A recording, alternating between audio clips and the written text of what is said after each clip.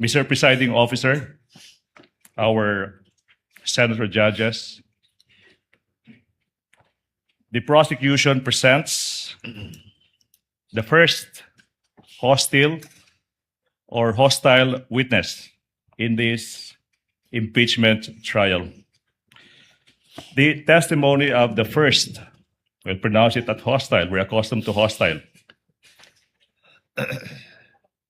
Ang testimonya ng kauna-unahang hostile witness sa impeachment trial na ito is being presented to prove ang mga sumusunod. Layo ng prosecution ay presenta o iharap si Gina Acosta bilang isang hostile witness. Ibig sabihin, hindi po siya testigo pabor sa prosecution.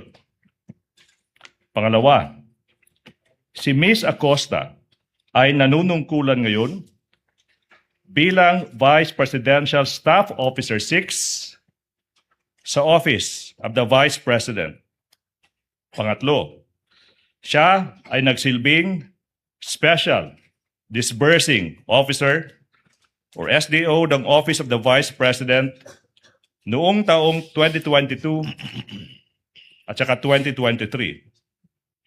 Pang-apat, siya rin ang nagsilbing SDO para sa confidential funds noon ni Mayor Sara Duterte sa Davao City mula taong 2019 hanggang 2022.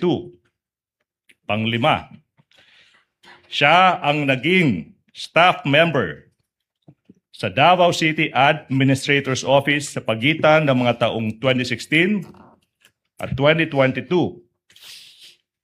at ng Davao City Budget Office sa panunungkulan noon ni Mayor Sara Zimmerman Duterte.